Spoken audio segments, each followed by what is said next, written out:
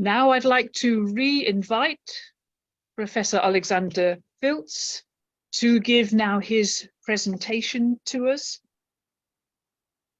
Alexander has also been involved in the work of the European Association for Psychotherapy for such a long time. From the very beginning, he was the first president of the European Association for Psychotherapy, and he is also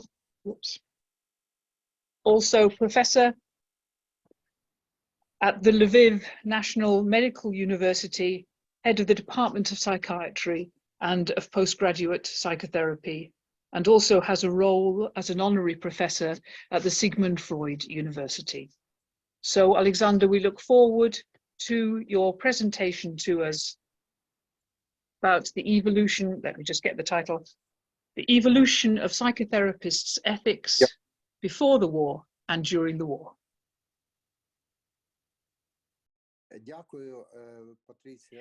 Thank you, Patricia. Thank you, Mrs. President. Can you please share the screen with the second presentation? Can you please put the second presentation on the screen?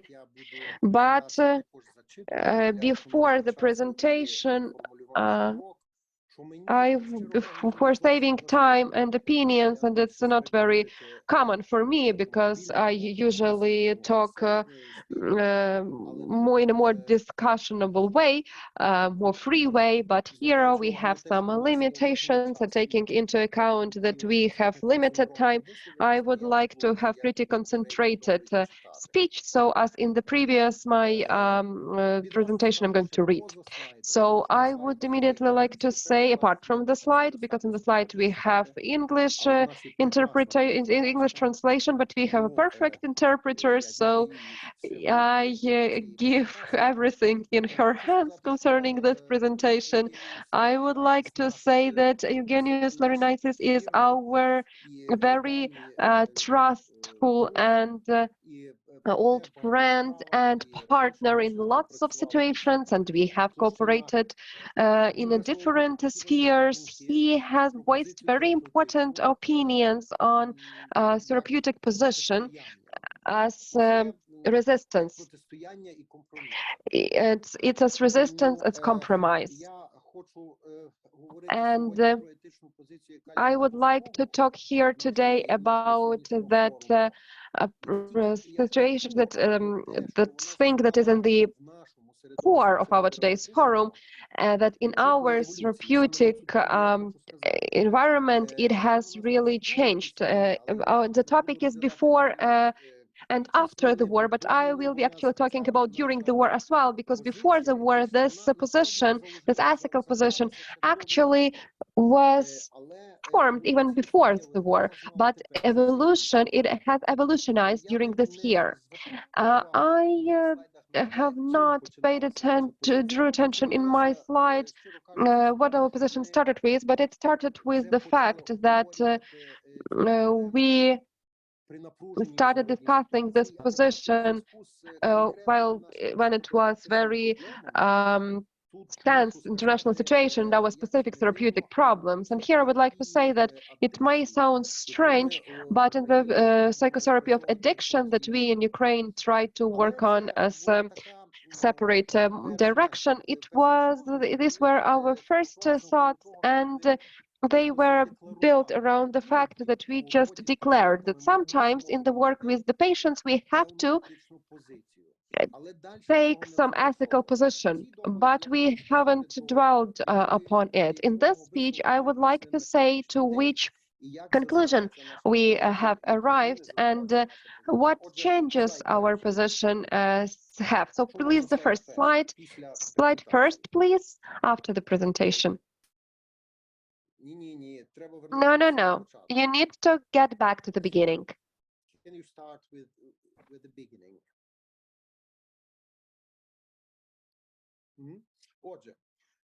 Yes. So, the president of the European Association of Psychotherapy, our dear colleagues, ladies and gentlemen. First of all, I would like to to say several gratitudes. And if you don't mind, can we please have the third slide right now? Ще трошки вгору. A little bit up. Ну, я тоді буду все-таки читати. Then, okay, бо I will be час reading у нас then, because we do not have enough time. Time is limited. So first of all, I would like to express my gratitude, because all conclusions that I would like to tell you, we have two of them.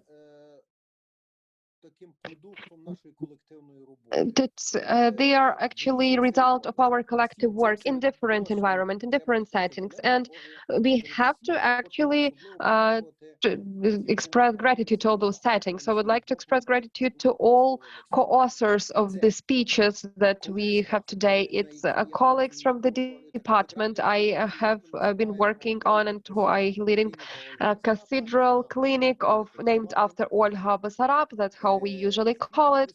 The joint discussion with those colleagues, a real laboratory of unbiased understanding of psychotherapy and psychotherapeutic innovations. That's my first gratitude. Also, my deepest gratitude goes to my colleagues in theoretical supervision group, with whom we, all our participants, used in our theoretical thoughts and in practical work. We have been using it for 16 years. It's a constant acting effective supervisional group. Here on the slide, we do not have slide with that, but there is a slide somewhere here where all participants, all 15 participants of this group are listed. But I would like to say that first theoretical and practical ideas concerning ethical position on therapeutic relations were voiced in the framework of regular discussion of brainstorming, special brainstorming group launched by our Institute of Psychotherapy and Addiction. The coordinator is the PhD Svetlana Mikhailiev, and I would also like to express my sincerest gratitude to this group of people. Now I would like to share with you my ideas on ethical position of psychotherapists and understanding of changes of this position. During the last year, this large-scale war of Russia against Ukraine and all three wars. I am a little bit sorry that there is no slides, because all slides are with the translation, so I'm really sorry that we cannot see them on the screen, but nevertheless, that's how we are going to work. Two main statements of this speech. I will summarize it in the end as well. So the first statement is that this acute and very sudden understanding that we have to have very clear ethic position concerning statements of our client or patient, and it can be actually a reflection of proactive identification, a sign of proactive identification. Such variant of proactive identification can mean some changes of narcissistic regulation of the patient in the system of self-respect and understanding. In a little bit shorter way, if we acutely feel this ethical ethical perception of the idea, it can be a proactive identification of the problem that the patient has but might not understand to the fullest. So the very patient in this acute crisis. And the second statement is a pretty strange one, and it states that in the situation of a double symmetry of relation of psychotherapy patient, that's when we are both victims and participants of therapeutic process. We can have here some problems with logotherapy, so understanding of values and the senses. But in a shorter way, we as psychotherapists and patients, especially those who are in Ukraine, we and they are in the conditions of long-lasting war, and both we and patients are under the same level of threat. So we are equally in some frames and in some symmetric position. And in this case, as I would like to say, there is this need for discussing senses, discussing values and existential positions. So working on values and meanings, that is called logotherapy. These are two statements. Now I will be a little bit faster. I will be talking a little bit faster reading the text. So now we have 1 year since Russia unprecedentedly violating all international rules made, according to the Vice President of the USA, Kamala Harris, crime against humanity. So it started bloody war in Ukraine. That's the first thing, and that was the first time that it has been mentioned in the narrative of the USA. In the whole history, actually, it was the first time when they voiced such a blame in this crime against humanity. In this war, Russia had the aim of depriving Ukraine of statehood, national dignity and culture, and Ukrainian people were deprived of their right of existence. Ukraine, and on the other hand, with the growing participation of European community, stands for its freedom and dignity. The main offensive of Ukraine for modern civilization, it's offensive on natural rights of dignity of humans. And actually, if you talk about natural rights, Eugenius Laurinaitis mentioned it really great beforehand. That was about this need for good. And Russia, the main offensive of Russia for the modern civilization, it's offensive on the system of natural dignity, also in relation to its own people. So it's offensive to the system of basic ethical principle of human existence. We Ukrainian psychotherapists, long before the war and especially after its beginning, have this dual role that I have mentioned before. We are suffered from the military aggression on the one hand, but on the other hand, we also have to provide support to all others traumatized by war Ukrainians. On the one hand, we are suffering and we have to help those who are suffering next to us, maybe more than us, maybe less than us, maybe on the same level.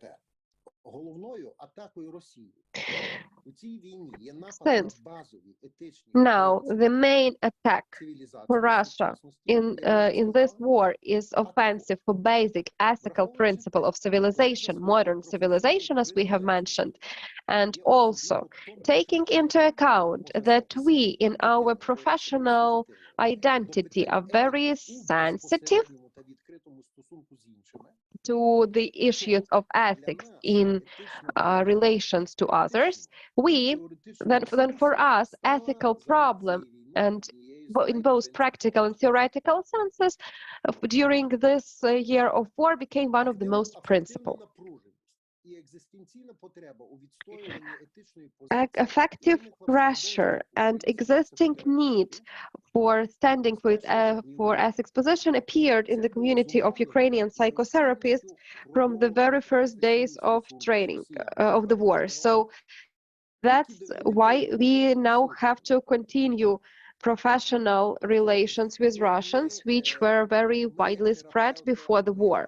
So before the war, we as therapists or we as patients had relations with the colleagues, with Russian colleagues in intervision groups, and it is great known phenomenon of very often disruption of such relations. Majority of Russians at that time already showed pro-Putin position without no alternatives, and it ruined a common trust therapeutic alliance. It was actually the first and main factor that made us think about the fact that some meta-psychological or meta-psychotherapeutic factors really can influence psychotherapeutic process. So during the very first days of war, we had this need in therapeutic relations during which acute or very acute warrings were faced with neutral position, because it has become a problem for us.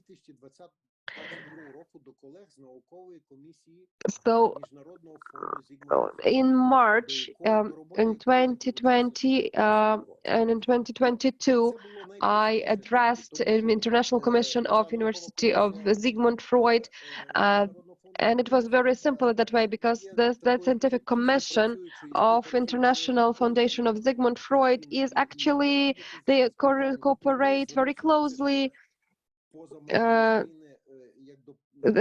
that's why I addressed my colleagues who were not in Ukraine as to somebody who can react in a very fast way about this neutral position. The head of the commission at first advised to go to the colleague, to his colleague Thomas Ogden. Here I have written psychoanalytic, because for us, Thomas Ogden is a very famous person. Maybe for somebody, for some psychotherapists, he's not as famous. So that's why I have mentioned. So I say that it's a very honored person, maybe more in the psychoanalytic way, but maybe probably not only. So Thomas Ogden, willingly and immediately reacted to our letter, staying, and he actually mentioned his position that in such conditions, in such times, any kind of therapist cannot be in neutral position. It was a short pause by him. So when we do not understand to put in support, it's of course that we do not understand it.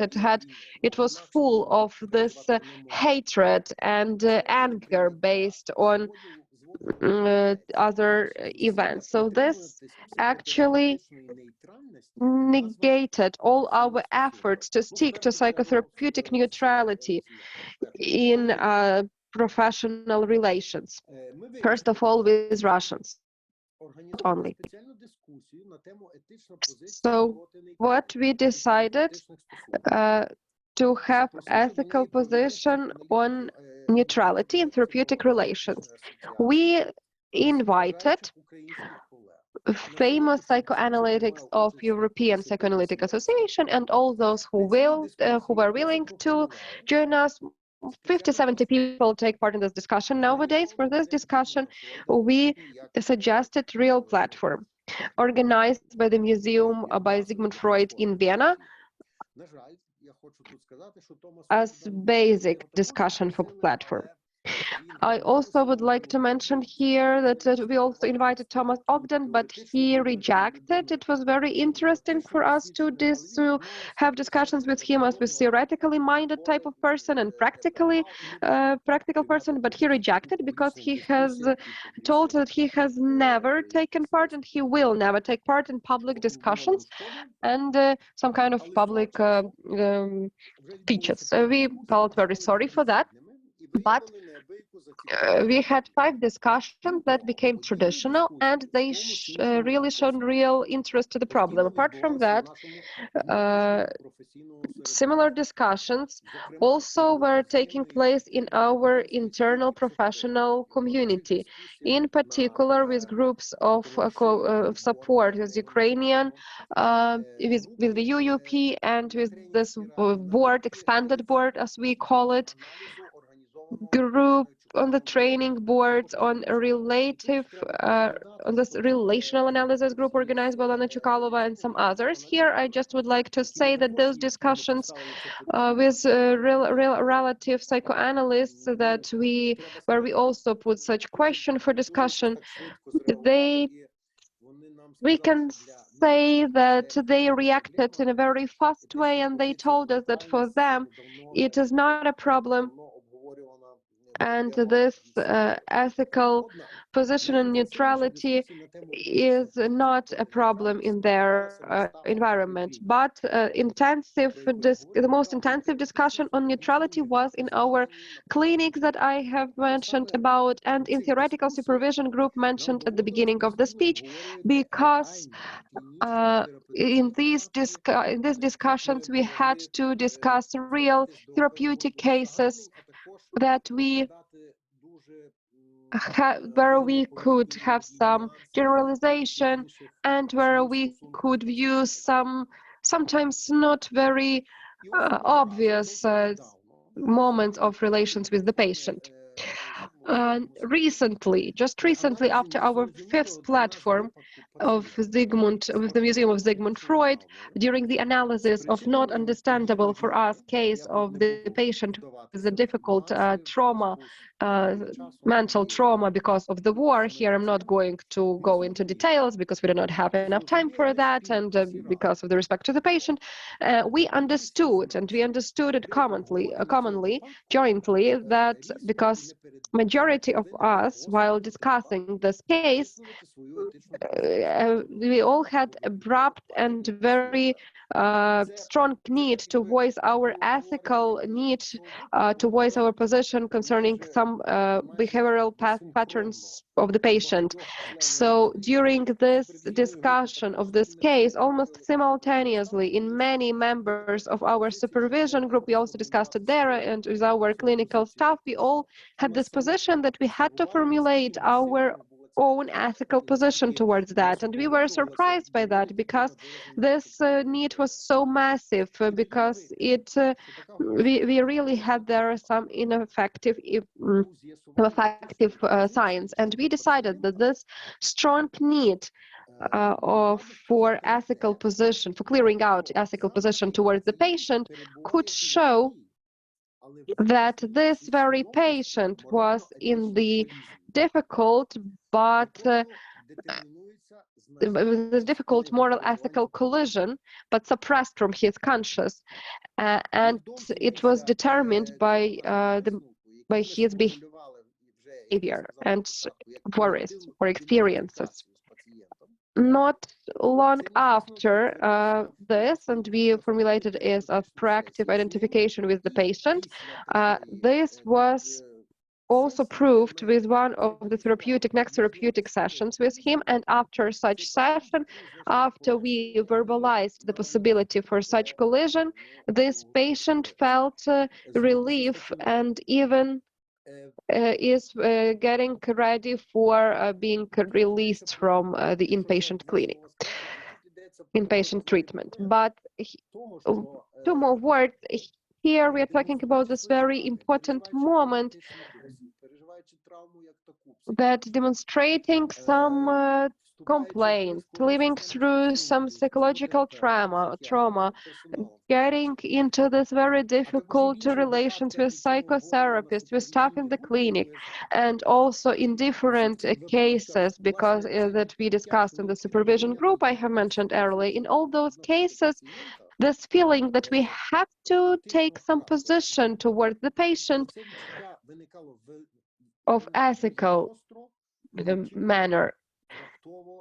We had this feeling very acutely, very suddenly, very abruptly, and it was very pushing feeling. So this exact acute and sudden feeling, with the help of its feeling, we understood that we can talk about some proactive identification of ethical collision of the patient. And to finalize, I would like to say a few words about logotherapy. Pretty recently in psychodynamic group that we had to conduct, we paid attention to the fact that free group discussion always lead to intellectualized defenses, that constantly focus on seemingly abstract problems of values and senses. So it is the kind of they go back from some worryings, from some experiences of here and now, some personal experiences, personal worries, and it goes to some intellectual discussion about some abstract things, and very often they are focused around values, moral problems, ethical problems, senses, and so on. It has been viewed by our group as not productive defense or running away from this experience here and now, but it has happened all the time. And we started thinking about such dynamics as objective dynamics, in inverted commas. So it was something that signaled for us that we also have to have such group, such therapy. So we suddenly understood, realized why Viktor Franklin decided to go back from psychoanalytical therapy and formulated the therapy of meanings, because he was a therapist having already at that time education, psychoanalytical education in concentration camp, where he had to work to help other prisoners.